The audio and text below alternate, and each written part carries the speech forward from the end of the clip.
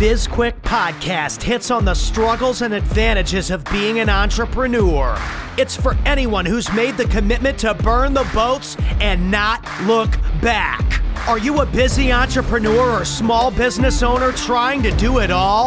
Then this podcast is for you. Corey and Julie will take you through the details of building a strong business. Hit the subscribe button and gear up for another episode of BizQuick Podcast.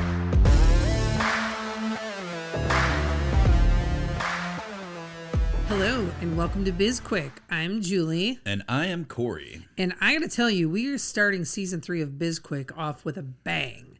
So this is season 3, episode 2, and today's guest is Ian Smith. So if you are on the internet at all, you know who Ian is. Ian is an entrepreneur. He's a public speaker. He's the co-owner of the Atlas Gym in Belmar, New Jersey, and he is the co-owner of Rock Bottom Nutrition. He's a First Form and Game Up Nutrition athlete, and he is the beard struggle model, which is probably what we're going to spend most of our time talking to him about. That's all I want to talk to him about. So, like, why do you want to be what's it like to be a beard model? How do I become a beard model? Right, yes. So many questions, but this is going to be an interesting podcast. I'm really excited to have him on, as I'm sure you are. And I'm looking forward to see where this conversation goes.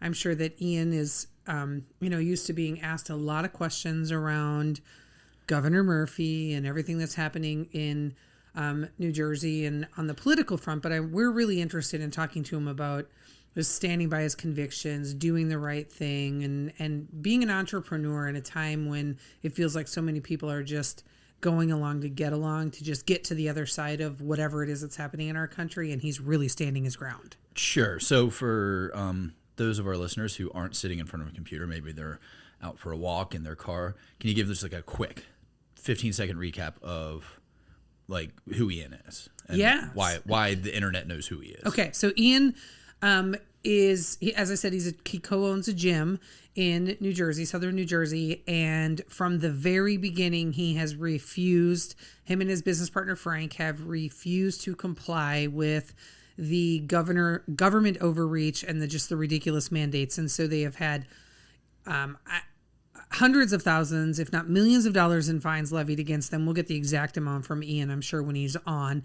He has never shut down. They have actually seized their bank accounts, and so they really run their business pretty much off of like donations and PayPal at this point. And he's just been very vocal. Like he doesn't wear a mask when he travels, and he's been kicked off of at least one airline. I know he was banned from American Airlines, but he has really stood up he has been standing up against tyranny, and is that how you say it? Or is tyranny? Tyranny. So close. I was like, who's tyranny? I know. I know. Listen, let's mock me later about that.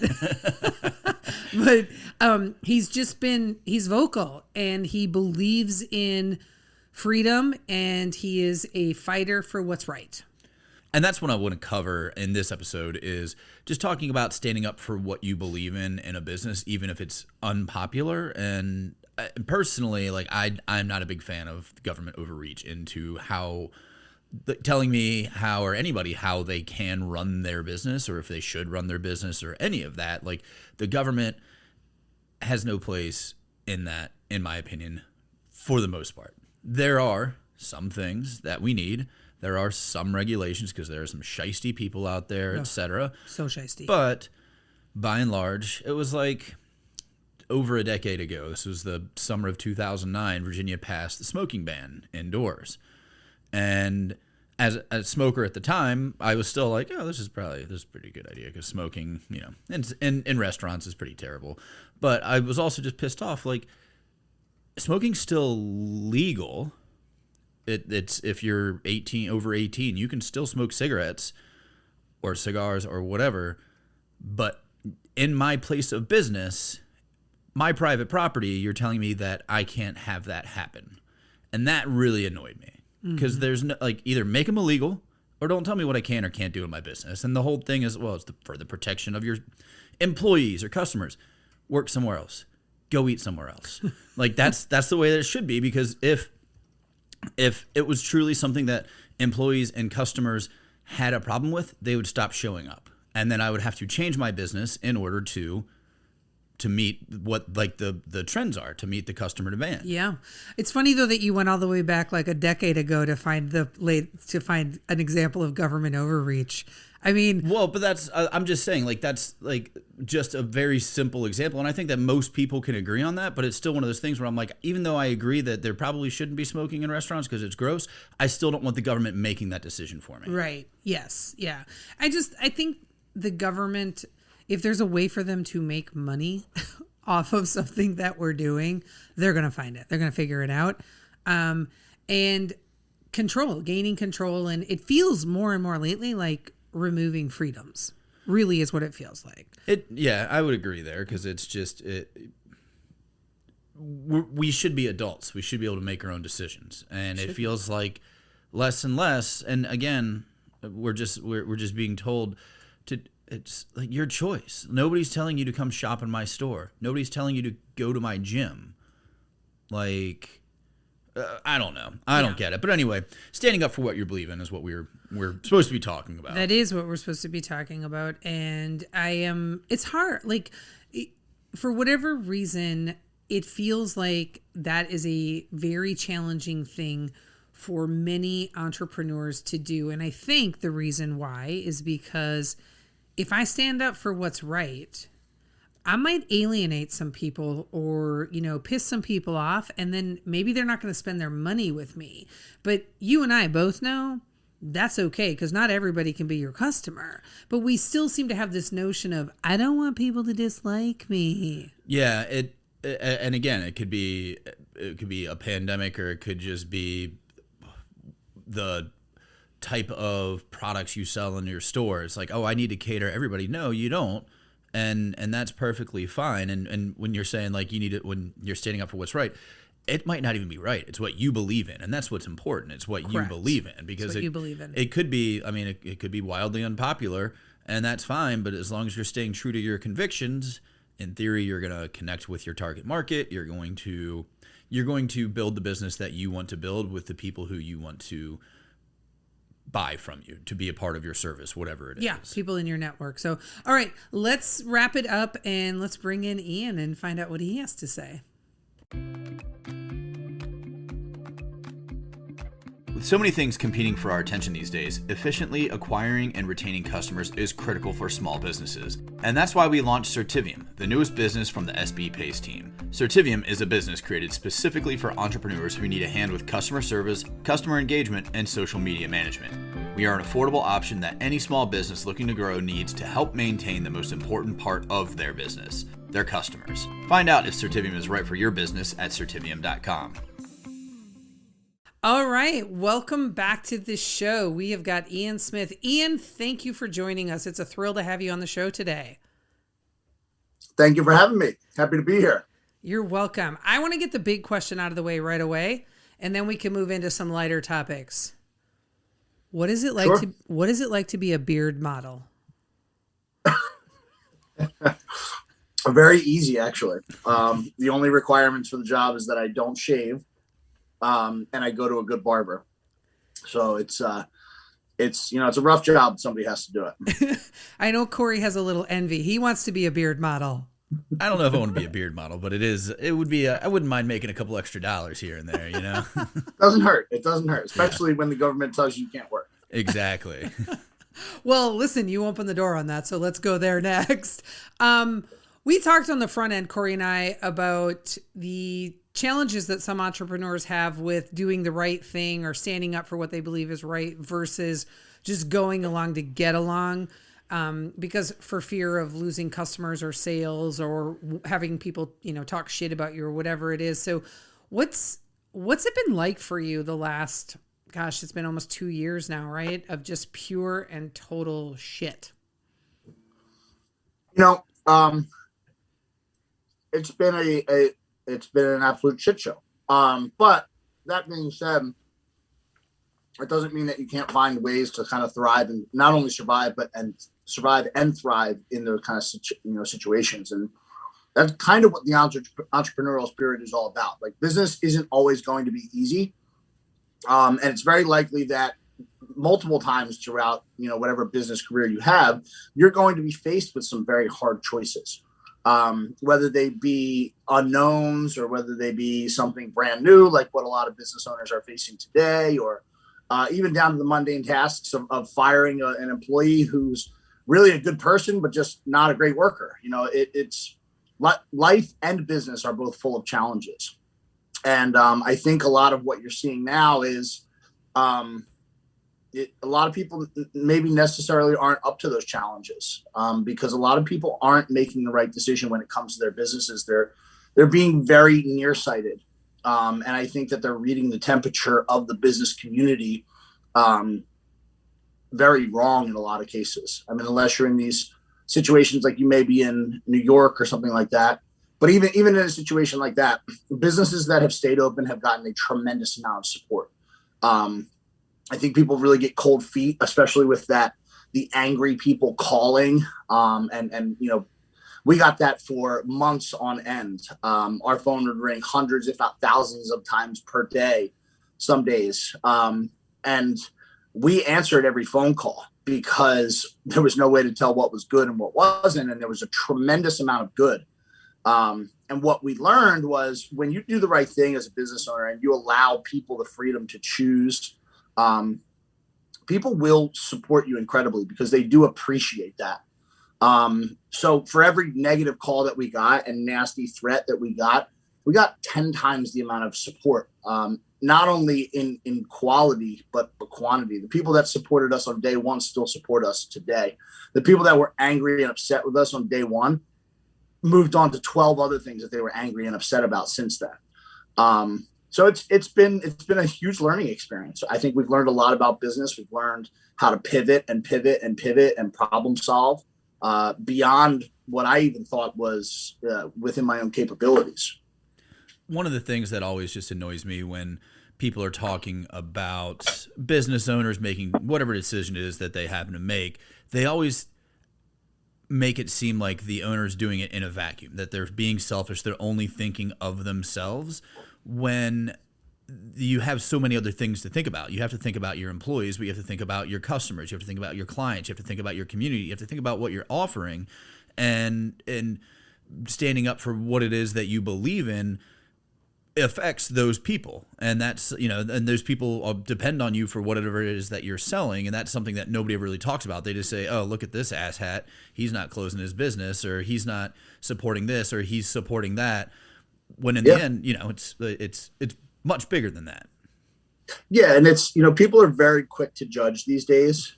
And whatever your belief is, you should act on it. You should never act on, if you really believe that you should shut your business down and you need to do these things. I take a pro-liberty approach to that kind of stuff.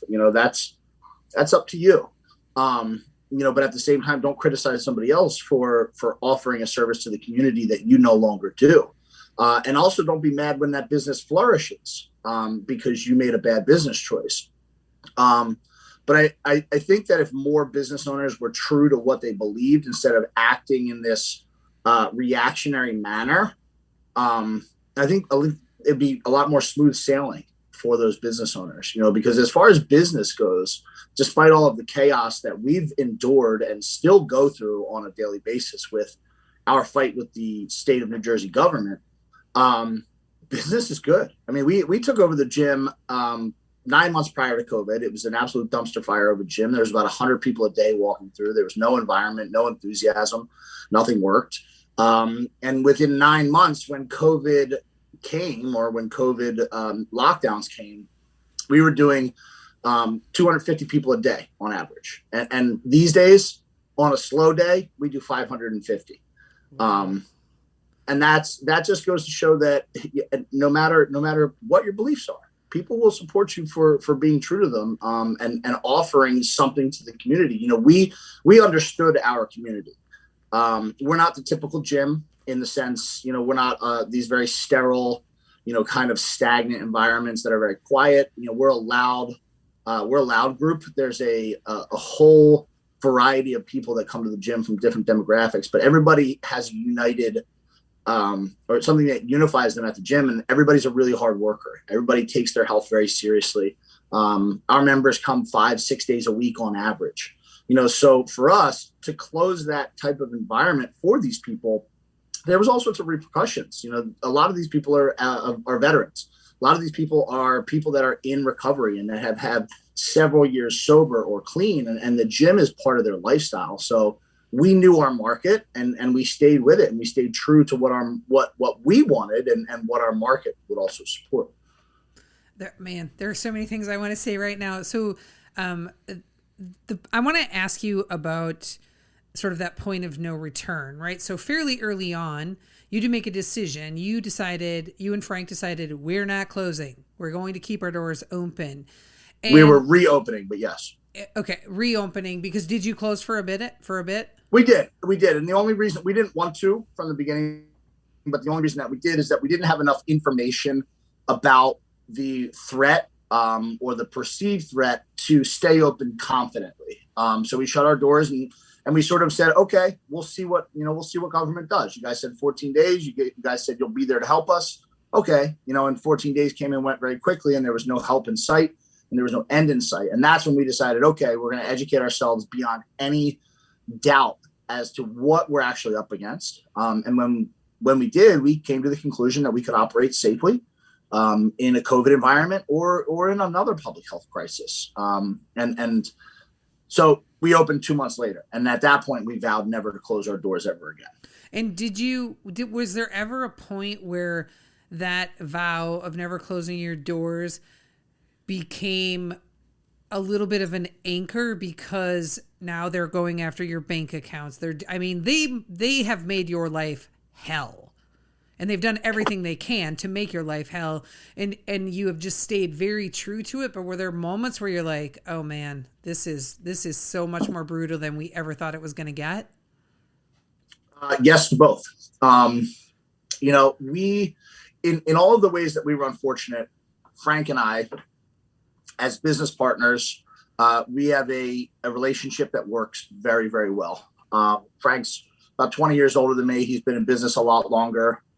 Frank is somebody who has earned everything he's ever gotten, and I have too. So when we made that decision to open, there was a lot of reasons behind it. One of it was the very obvious one is that we had built something that we had worked for our entire lives. Frank is 52 years old. I'm 35 years old. We're not gym owners who have multiple gyms and, drive Lamborghinis. We're two middle-class workers who built their own businesses separately from one another and came together and said, let's work together and let's make something phenomenal. And we had always dreamed of the exact gym that we have. So part of the obvious reason to open was nobody was going to take that from us. We were going to lose it. We had just opened the gym 9 months earlier with every penny we ever had. We still hadn't taken a paycheck. We had put every dollar we had back into the gym. And there, for anybody to assume that we can just, pay our bills and stay closed with no income, that shows a very ignorant approach to what business actually looks like. Especially a new business, but even any business. That type of cash just doesn't sit on hand, and it's not just waiting in some vault at the bank where we can pay our bills. So we opened for the obvious, but we also opened because we just didn't like what was going on. We were still working. We were there every day, and on the way home, we were fixing stuff and whatever. And on the way home, we would pass these malls that were packed with people. And it's like, you can only take so much of the hypocrisy before you realize this isn't fair. A Walmart can be shoulder to shoulder as long as, people wipe down the front of their cart with a Lysol wipe and slap a surgical mask or a bandana or a napkin over their face. Meanwhile, we're losing everything that we have. While, people are living at home on paychecks. Weren't getting, people like us weren't getting paychecks. We weren't getting an extra $600 a month to unemployment. We weren't making the type of money where you got all these stimulus bills or the stimulus money. So, but also looking beyond that, where nobody should have to go through this. It's not right that any business or any person who's a hardworking, self-reliant individual is being put to their knees because of something that is completely out of their control. You know, if you fail in business and you suck at business, oh, well, you know, it's not for everybody. But we were watching people left and right lose their businesses to no fault of their own, because they were trying to be a quote unquote good person and listen to this nonstop 24/7 guilt trip of COVID, where you were responsible for every death and every hospitalization, no matter who you were or what you did. You know, just for breathing and existing, you were killing people. And it was we had enough. It wasn't a world that we wanted to be living in, and it wasn't a world that we wanted to leave to our families and our children, and that was it. So when we opened, it was a hard line in the sand, and we knew that there was no going back once we did it. You know, we were opening, and we had a feeling we were going to meet some resistance. Did we know that it was going to be like this? Absolutely not. But we knew that there was going to be some resistance, and Frank and I made a promise to each other, and we've done handshake deals from day one when we worked alongside each other. It's a handshake deal till the wheels fall off. You know, there was no backing out. It was, you know, we're going to see this thing all the way through, win or lose. And that promise means a lot to both of us. And, we're both very fortunate to have business partners, because there's a lot of people who have business partners who weren't on the same page and stuff like that. But because of that promise to each other, and because we were both all in, the days that I'm like, I can't take this anymore, Frank is there 150%, you know, and on the days that I'm running high, you know, he can relax. And the days that he's doubting himself, he can be with somebody who understands exactly what he's going through. So that made it very unique for us, because I don't think a lot of people had that. Either they were solo, or they had business partners, or they were part of a franchise, or there were all these other variables that they had to put out on the table.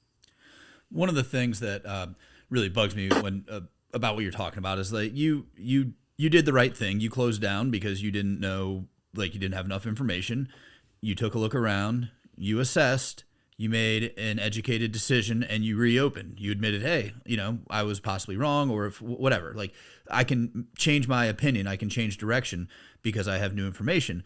And the thing that bugs me when it comes to government, local government especially, is like they make a decision. If they're wrong, they double down on it. They're like, oh no, yes, and it's like there's no admission of fault or being wrong, and that just drives me insane, because like it's obvious to everybody, but then people, like you said, they don't want to speak out, or possibly their business partner doesn't want to like rock the boat or whatever it is. And I mean, that's such an important part of what you have going on as well, is that you've got that culture where you and Frank are on the same page. And I would imagine that most of your staff, if not all of your staff, and the people who come to your gym, they're all on board with, you know, your culture. No, that's something I think that we wanted to establish at the gym anyway. Was a tight knit family, but we definitely sort of stumbled into what we have now. You know, I think that when we reopened, it was right message, right time. It was just long enough that people were the early adopters of whatever you want to call anti-COVID people, the early adopters to people that were viewing this as something far more dangerous than a quick lockdown. They were fired up and ready. And there was a lot of people kind of in the middle who were starting to question, you know, again, you can only watch so much of the hypocrisy and the double standards and the conflicting information before any rational person just kind of starts asking some questions. And I think that was right at that time. But it was also at the right time where people were still insanely afraid of it too. So what that did was give us the weapon of exposure. And we grew tremendously from that exposure, because, you know, we weren't the only business to open. But we did so publicly and so loudly.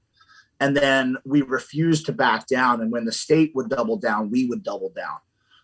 And it just turned into this rapid escalation where, you know, one day we were opening our gym, we were getting citations, and, you know, a couple months later we were being fined $15,000 per day, you know, and just a couple months after that, we were having our bank accounts seized. And a couple months after that, we were camping inside the gym with the doors taken off, running a 24-hour gym so that they couldn't come and physically lock our doors.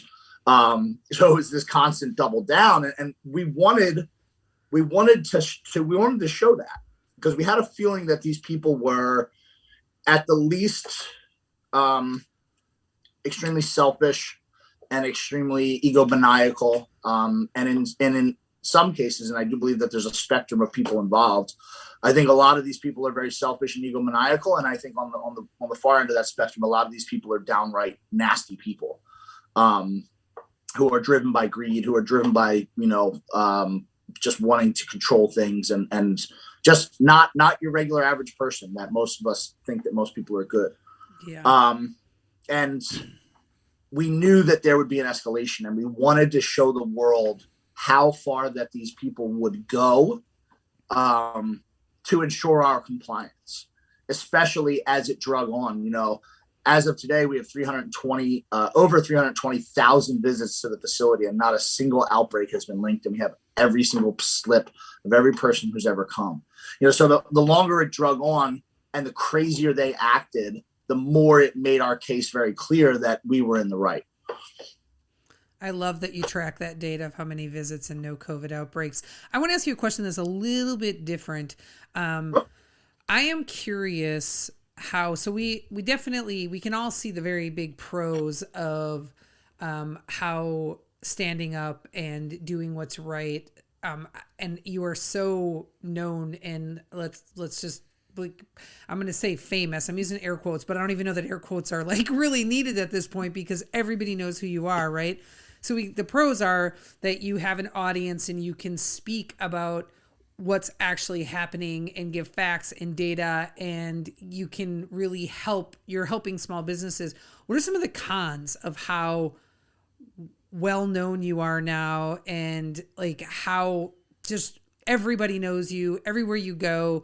And I'm guessing one of them is that you constantly have to create backup social media accounts. But what are some of the other cons that have happened as a result of how popular and famous you have become over the last, almost 2 years now?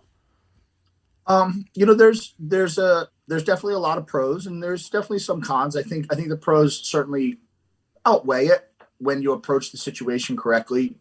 It's a very weird thing to go from some random guy who lives in South Jersey, who owns a gym in a town that nobody ever heard of, to the whatever you want to call. I was doing interviews 3-4 times a day on national television for months in a row, and speaking at rallies, and so it's a very weird experience going from somebody that is just a regular person to now all of a sudden all eyes are on you, and it's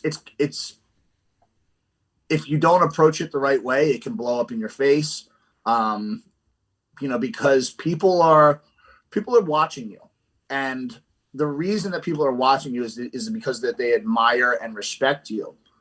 So with that sort of, I guess you could call it like a hero syndrome, people assume that you are going to be like a perfect individual, because they admire you so much. So when you don't live up to their expectations and stuff like that, or when you just make mistakes, you have to deal with not only the mistake itself and what you would normally deal with, but like the scrutiny of people who don't actually know you.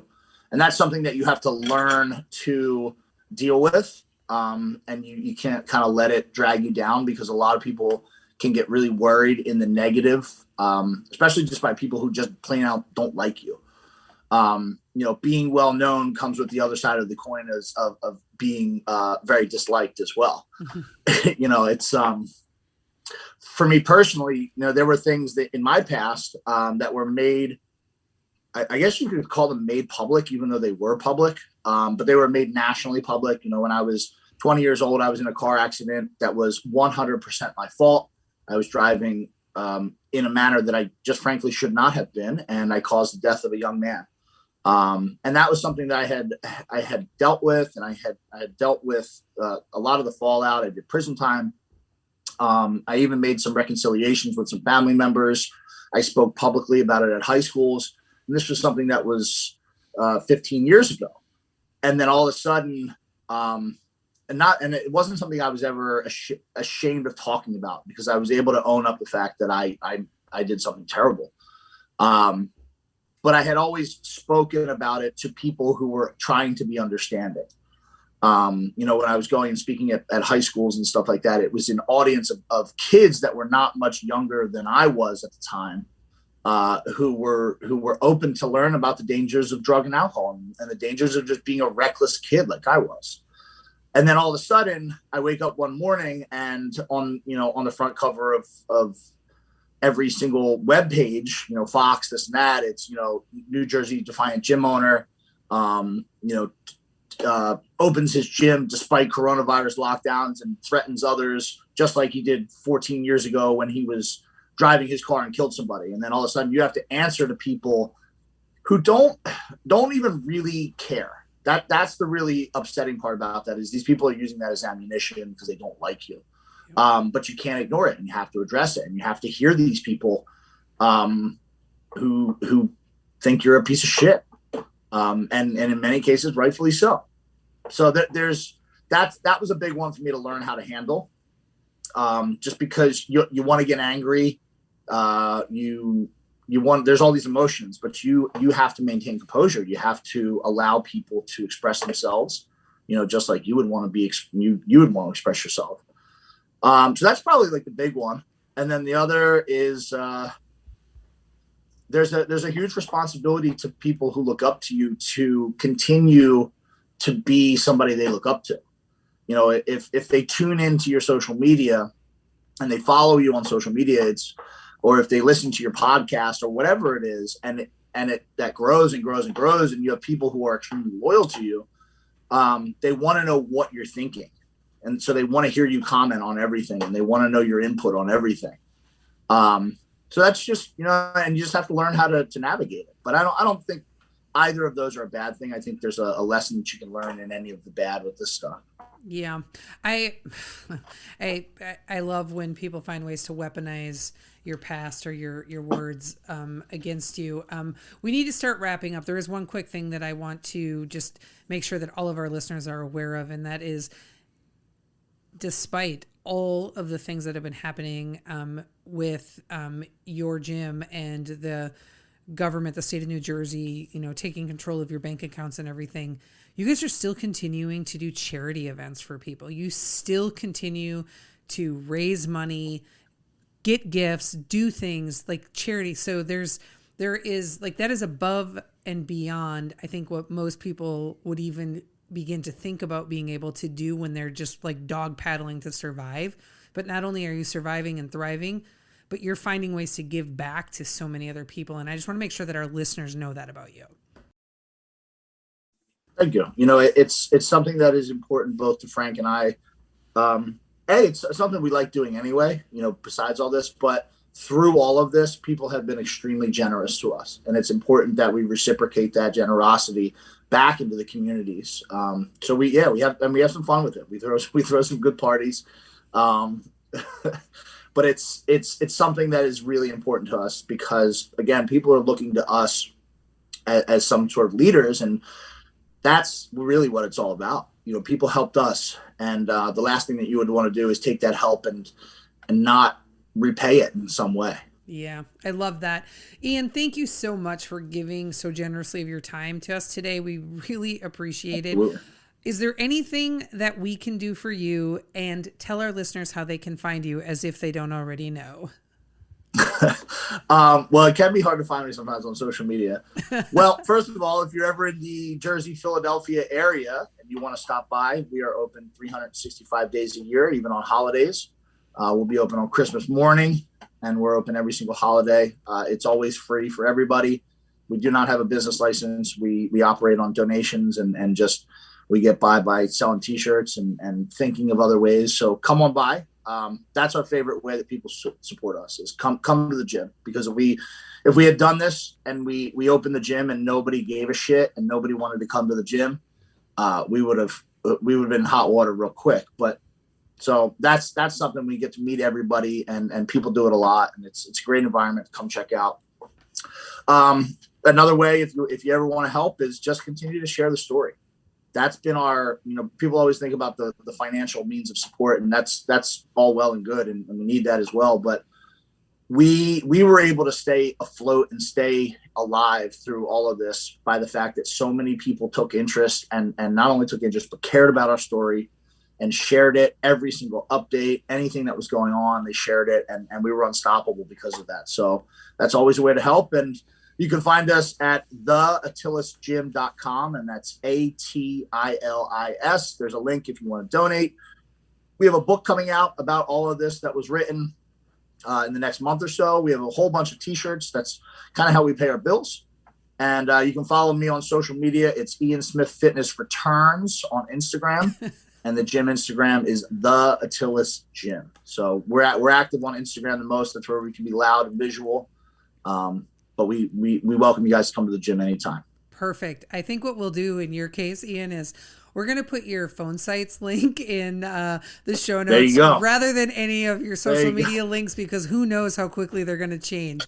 Thank you again for coming on the show. And thank you to our listeners for tuning in. We hope you enjoyed this, and everything that you need to know is going to be in the show notes. And if you want to work with us, head on over to our website, sbpace.com.